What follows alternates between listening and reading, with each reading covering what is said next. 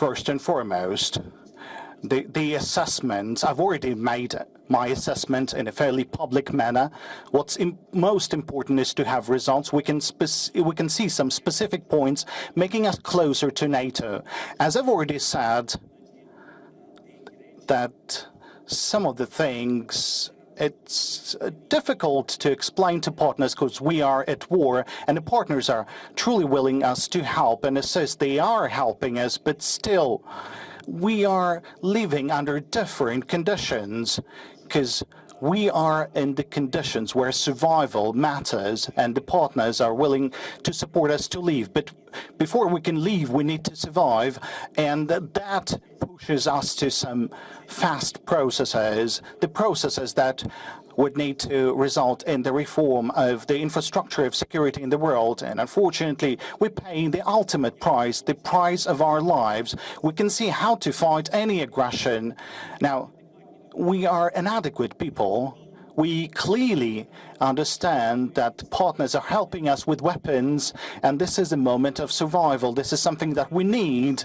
We understand that someone is afraid of talking about our membership now because nobody is willing to have a world war, and which is logical and understandable. I want everyone to understand that we are civilized and adequate people. Ukraine is fighting, and it truly understands that Ukraine cannot be a member nation to NATO as long as the war continues on our territory. This is absolutely clear, but those signals are important. Those signals that would have been mentioned in bilateral meetings with Secretary General, with partners, and I had a number of meetings already, those statements about Ukraine becoming a member nation of NATO.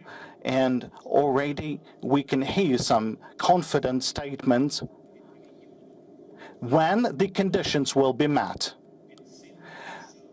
My understanding is that when it will be secure on our land, on our territory. The establishment of the NATO-Ukraine Council is one of the three elements in the package we agreed today to ensure that Ukraine comes even closer to NATO and to NATO membership. And the purpose of that decision is to strengthen the political ties, is to strengthen the political interaction between NATO and Ukraine. The Council is different from the previous Commission, first and foremost because this is a body that can make decisions, and we meet as equals. It's not 31 allies meeting a partner. It's a council that actually makes decisions where we meet as equals. We can meet at the level of heads of state and government, as we will do today, at the ministerial level, defense foreign ministers, ambassadorial level. We can also meet at the military level with our chief of defense, and other experts groups can be established. So this is a much stronger, much more important political entity than to just have a partnership. This is something we do together as equals. But again, this is one of the steps we are taking to move towards a membership. Today we meet as equals. I look forward to the day we meet as allies. But this is an important step and an important contribution to that process. Okay. Sky, first row here. Thank you. I'm Deborah Haynes from Sky News. President Zelensky, you came here wanting a time frame for membership. You'll be leaving with warm words as well as more weapons and new security guarantees. Have the Allies done enough to show their support, or do you still think that their position on Ukraine joining NATO is absurd? And most crucially, might this lack of an invitation undermine the morale of your forces fighting right now on the front line? And Mr. Secretary General, the Kremlin has just said it's a dangerous mistake for the West to give security guarantees to Ukraine. Are you worried that the Allies are taking a step closer towards direct war with Russia?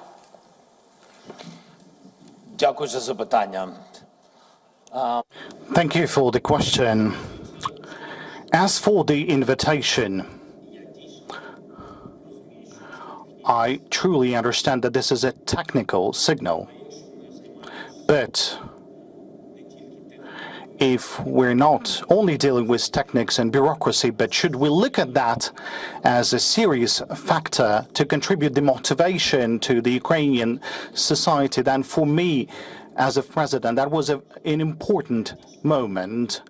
I kind of compare this fact with the candidacy for the membership in the European Union and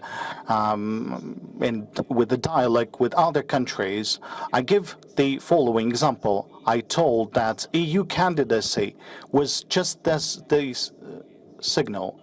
The candidacy means no membership, but it brings a significant mobilization for Ukraine and a powerful signal for Russia that Ukraine is not a member of any type of alliance, but Ukraine is willing to become a member of the European Union and will be an independent state. As for the invitation to NATO, this is just the same. It's a signal. But today, I can see another important signal that I've already mentioned, and we can have some specifics about this. The specifics now, if today the G7 will agree to the first declaration on security guarantees, that would be a very specific fact, because the security guarantees says that these guarantees will be valid on our way to NATO. This is very important.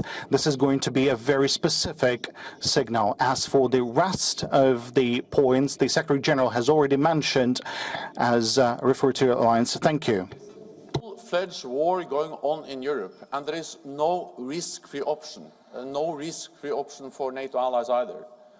But the biggest risk is if President Putin wins, because then the message is that when he uses military force, when he violates international law, when he invades a neighbor, then he gets what he wants. And that's exactly why it is so important for NATO allies to support Ukraine, because it will be a tragedy for Ukraine if President Putin wins, but it will be dangerous for us. It will make us more vulnerable. And that's also the reason why we have been so very clear on the following, that Ukraine, of course, has the right to choose its own path and what kind of security arrangements it wants to be part of. That's the first line in the paragraph we agree today on membership for Ukraine and the path forward.